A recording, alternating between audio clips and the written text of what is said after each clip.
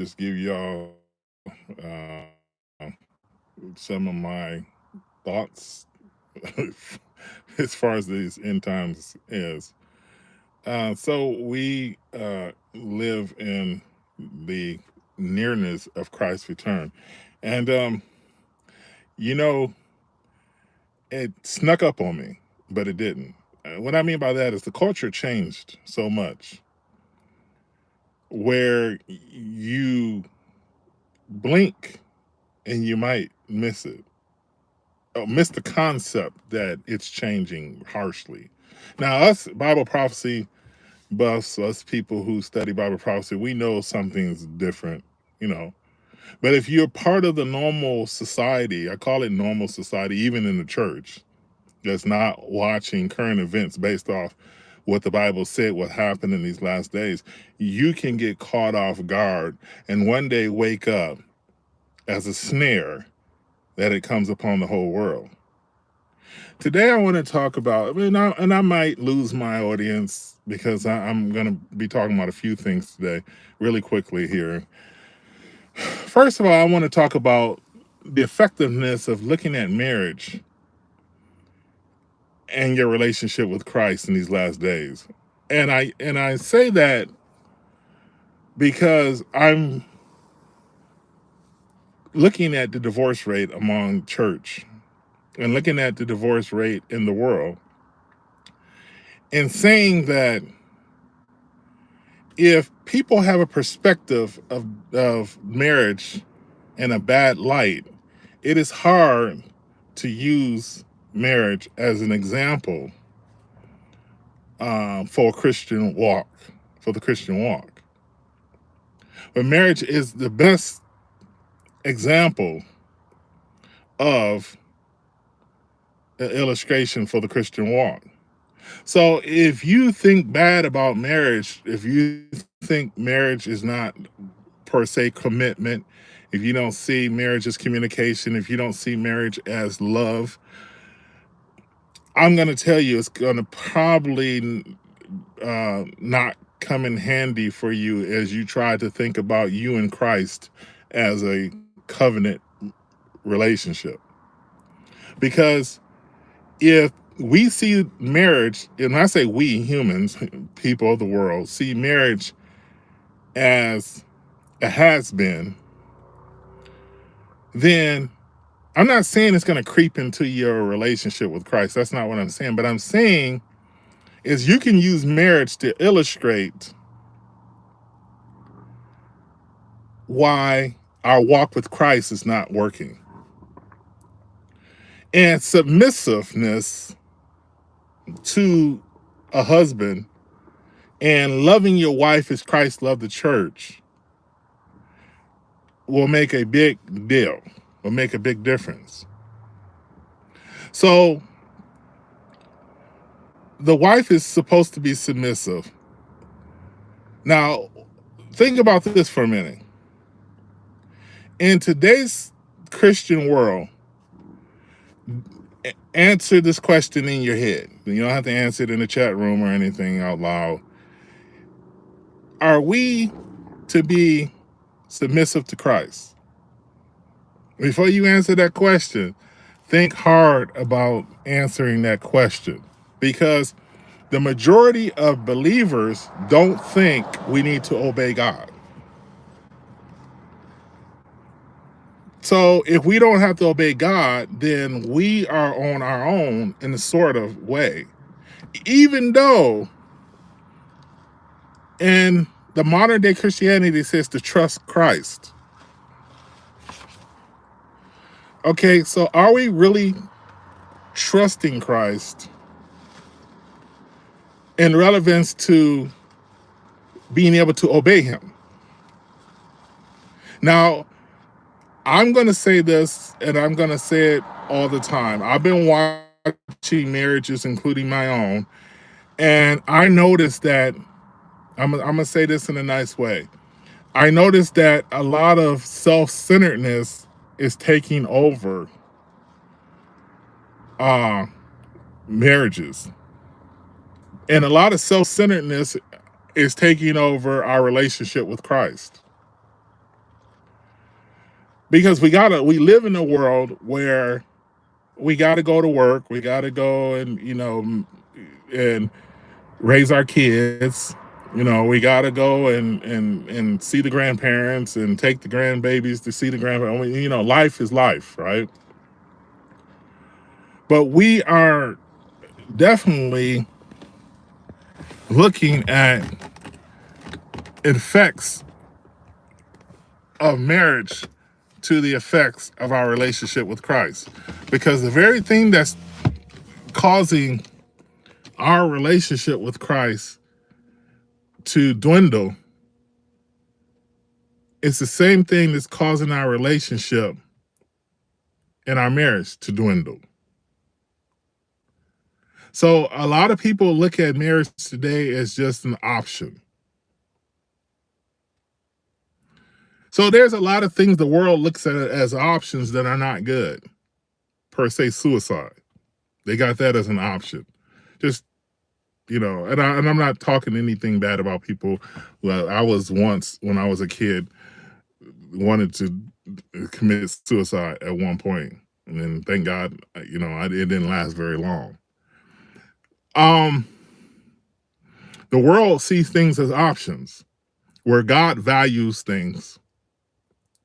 Now, I'm going to divert for a second, and I don't care if I lose all my listeners. I'm going to talk about YouTube. I'm going to talk about the end times, and I'm going to talk about the attention span of people in this world. I'm going to say this. A lot of times you're going to see me on here, and I have to come on here because there's no way I'm going to keep coming on here and I can't wake up the aneurysms. I can't even say it, aneurysms. Is that how you say it?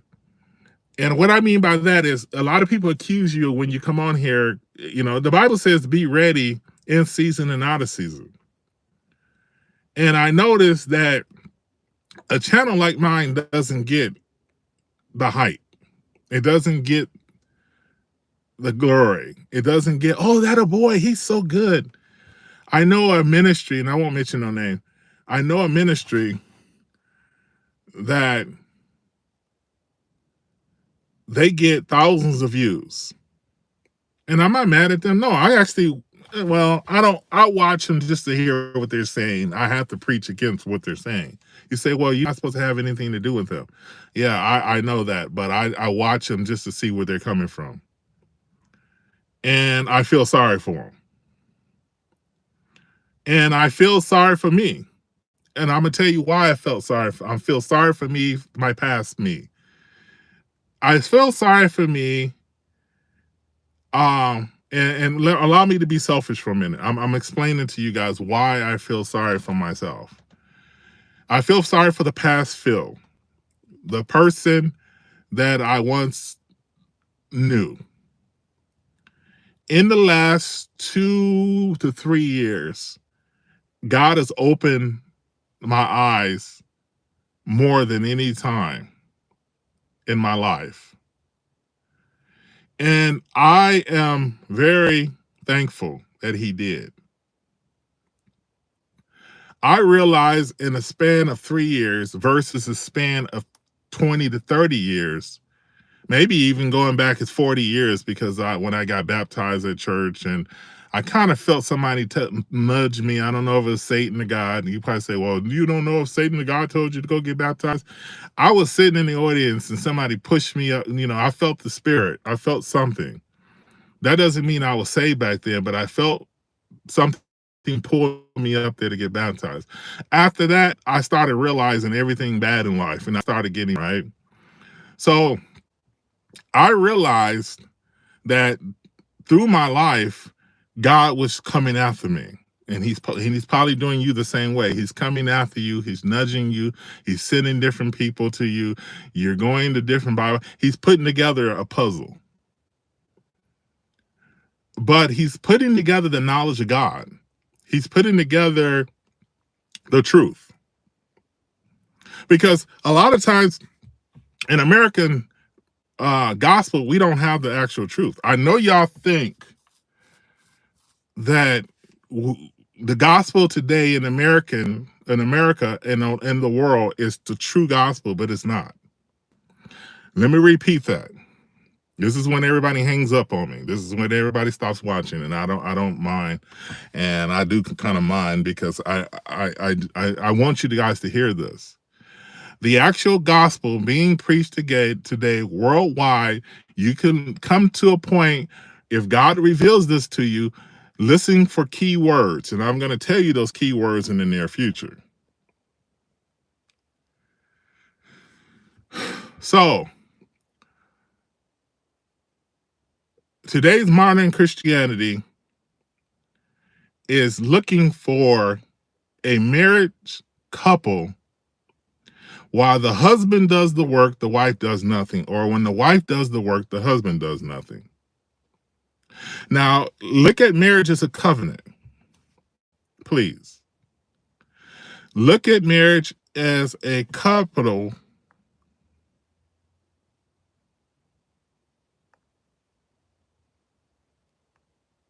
Look at marriage as a couple. And when you look at marriage as a couple, look at it as a covenant. But look at your relationship with Christ as a covenant. I had to get rid of somebody down there or shut them up for a minute. So I had to hesitate for a second. Look at marriage as walking with each other. Now look at your relationship as walking in the garden, or Abraham walking with God, or Moses walking with God, or Elijah walking with God. All these guys walk with God. Look at yourself as walking with God. It is a covenant relationship. Abraham done something. Moses did something. Isaiah did something. Daniel did something. Joseph did something. David did something. You can't stand still. Imagine one of us is a Bible character in today's modern day Christianity. Faith plus nothing. That's not the Bible, folks. I'm sorry to tell y'all. It makes no sense.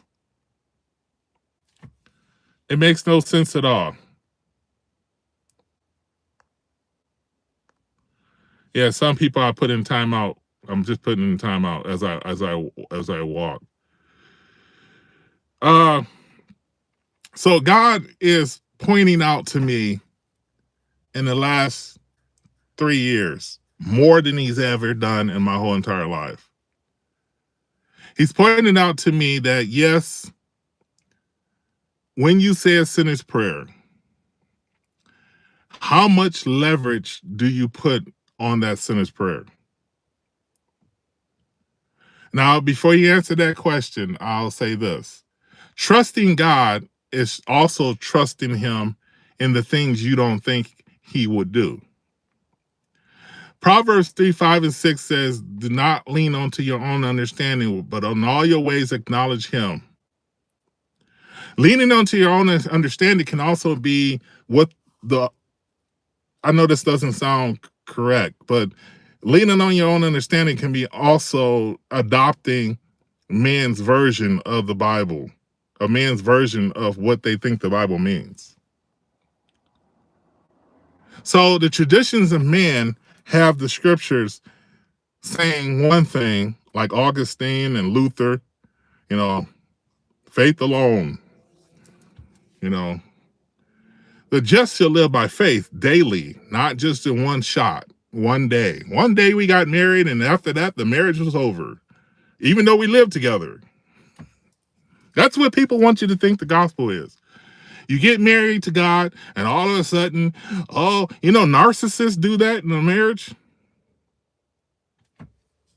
Of course, they treat each other really bad, or narcissists will treat his spouse really bad. But yeah, narcissism takes over a marriage, and you don't know what happened. That's why when people say, they're out there saying, and I don't know if this is with 1 Timothy. I told y'all I'm going to be all over the place. 1 Timothy chapter 4 says, forbidding not to marry. What does that mean? You get a horrible husband and you can't, you trying to protect your kids, you leave your husband, then your church members are telling you, oh, you can't leave your husband. In that case, if he's knocking me upside my head and he ain't changed in a year or two, you're gone. Can you remarry? What is fornication? What is fornication? Is that going upside somebody's head? Or is that just wickedness? I mean, do y'all realize that even though Jesus said what he was saying, he was never disagreeing with Moses. He just made it more harsh.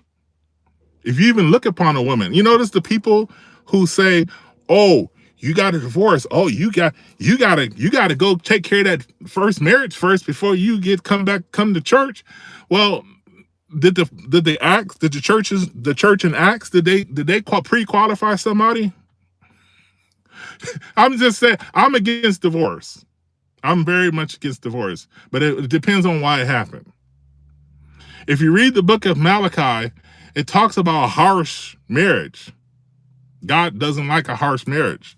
He doesn't like when someone's dogging out the other couple or cheating on them. Definitely fornication outside of marriage, sex outside of marriage.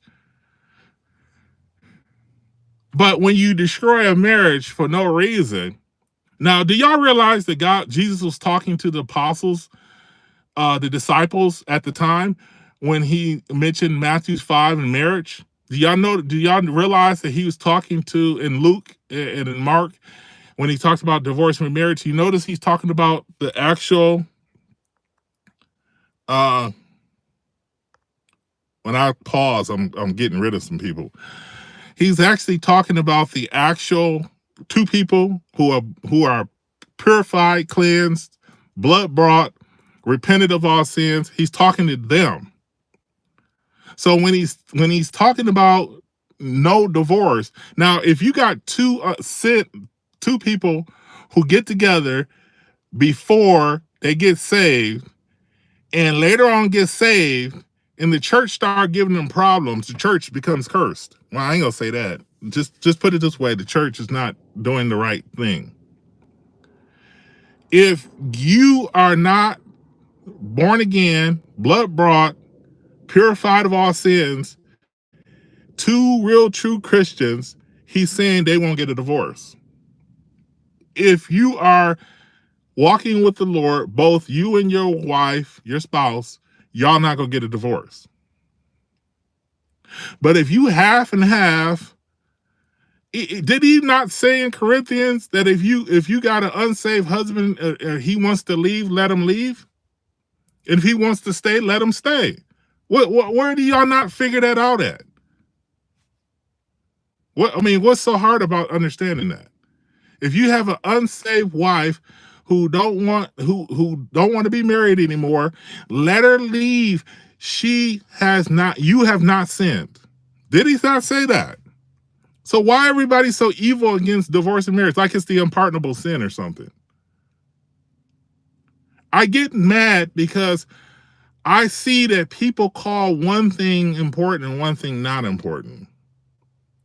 Even when it comes to doctrine.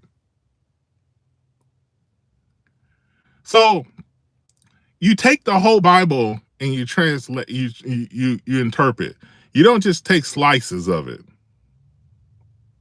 For instance, I believe that that there is two stages to sell. Well, I believe you're saved. You were saved. You're being saved, and you will be saved.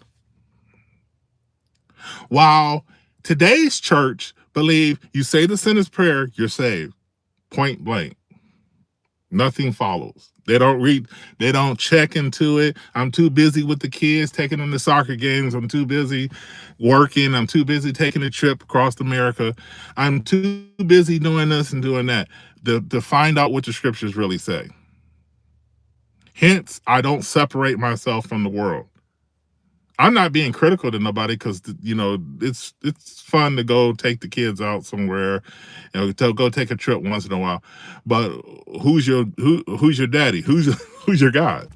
I mean, for real. I'm just saying. I guess I am trying to be funny, but who's your God? This word that I'm speaking is not popular, and it never will be popular. We're at the end, folks. I'm not trying to look for no popularity. If I was, I'd be on here. Well, I'm actually going to be on here all the time because I'm trying to wake up the search engines. And if I don't do it in 6 months to a year, I'm probably going to come back to being kind of spotty on my showing up on here.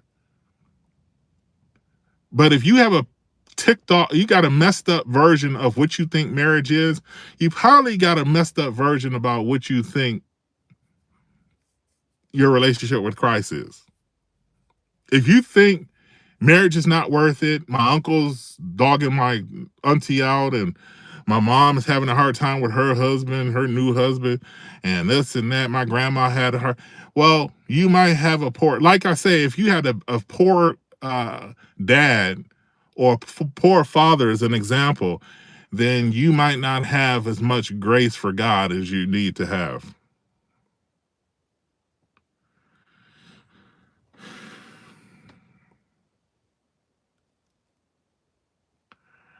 So this is a run-on sentence. This whole video is a run-on sentence. So from now on, I'm gonna find a nicer name for it, but this is a run-on. This is what I just talk about, what is on my mind. So in the last 3 years, I've seen visions. I'm not trying to be like, oh, TBN, I'm a prophet. No, I'm not doing that. I'm just saying I've seen visions. I've seen ugly things. I've seen pits, the thing in my heart that was so bad, I was scared to be in my back room, in my own room. I've seen things. I've heard things. I felt things. And I think God was getting to me for various reasons. And one of the things I noticed about myself was I was thinking differently about sin. And I want y'all to think about sin this way. And it's probably a dumb analogy, but I want y'all to think about it this way. Your kid goes to college. Whose rules is he following? Is he following the same rules that he had at home, or is he following different rules? Okay, some colleges let the kids go wild, and some colleges don't. Might be a poor example, but you still understand that you have to abide by the college rules. Okay, that's your older, 20-year-old kid? Okay, so let's go to high school. You got a high schooler. You got to abide, the high schooler has to abide by all the rules, right? What about junior high? Junior high have to abide by all the rules. Daycare. Yes, your 3-year-old to 5-year-old has to abide by the rules. So why don't we abide by the rules? You said we're not saved by rules. Act up and see what God does at the end. You're saved, you've been saved, you're being saved, and you will be saved. Those who endure to the end will be saved. If you don't endure to the end, get off the track and see. And if people say, why you're being mean, you're not tolerant, you're not saying it nice and pretty like all the other guys do. I'm not going to say it like that. I love you, but get off the road and see. Get off the narrow path and see what happens. Folks, you can't wage your salvation off of modern day Christianity, which is a popular system. You know, if you look at the world, not many are doctors, not many are lawyers, not many are NFL football players, not many are Hollywoods, and not many are singers, not many are good parents, not many. I'm just saying that. I'm just stepping on my own feet. Not many are doing specific things. The small amount of people do. Jesus said a few will make it into heaven. He said, what does that have to do with the gospel? It's preached to the. So we get hypnotized by the Great Commission. When the Great Commission, you're missing something. It said, teaching people to obey everything I said, to observe and obey.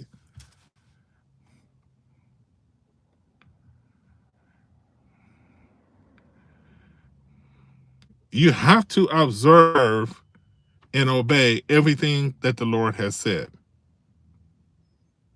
And if you don't, then Jesus said, whoever sins is a slave to sin.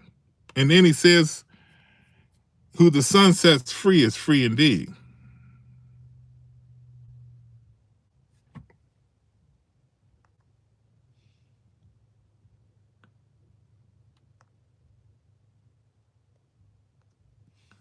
Yeah.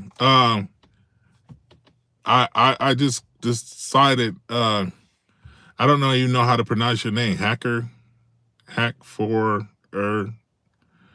yeah, just look around you. I have a biology class. I'm sorry, I timed you out for about 15 minutes.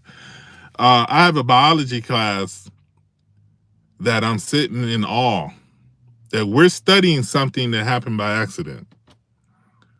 Now, mind you, God set the system up for each living creature to survive off each living creature. Plants surviving off uh, animals, and animals surviving off plants.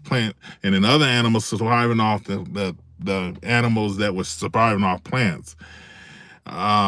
You have oceans and lakes and rivers replenishing itself. You got, I mean, the whole thing is a cycle. It's a system.